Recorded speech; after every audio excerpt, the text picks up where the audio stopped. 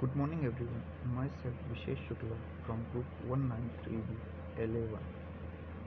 Today I am going to represent my topic effect of hypo and hyperkalemia on nervous and muscular tissue. Hyperkalemia means the abnormally elevated level of potassium in the blood.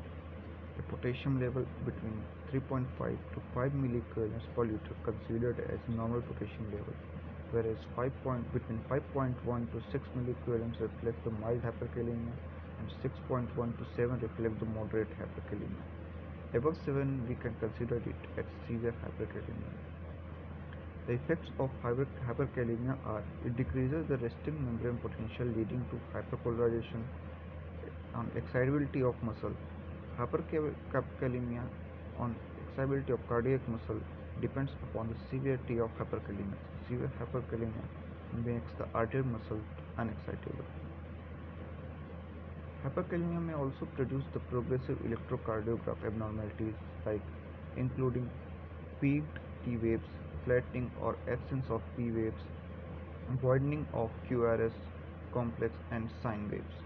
The major severe hyperkalemia is development of life-threatening ventricular arrhythmias. Severe hyperkalemia can cause the skeletal muscle weakness even on the point of paralysis and respiratory failure. Skeletal muscle cells are particularly sensitive to hyperkalemia, causing the rubbery and spaghetti legs.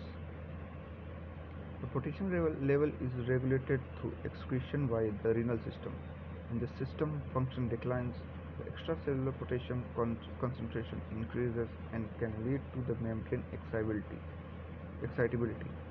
Some signs of symptoms listed are result of impaired nerve conduction and muscle contraction dysfunction, like muscular weakness, flaccid paralysis, ECG changes, nausea, slow, weak, and irregular pulse, sudden collapse of heart, and palpitation.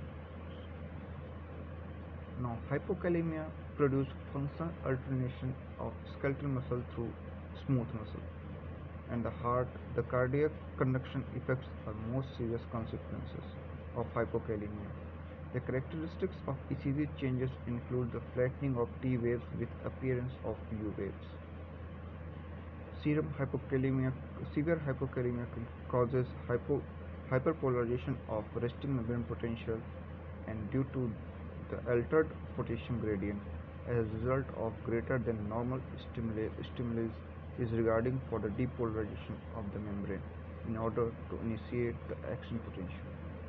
Hypokalemia usually results from the increased potassium excretion or intracellular shift and less commonly from the reduced potassium intakes. The symptoms of potassium deficiency are the weakness and fatigue, muscle cramp and spasms, digestive problems, heart palpitation, muscle acne and stiffness, tingles and numbness, and breathing difficulties. Thank you.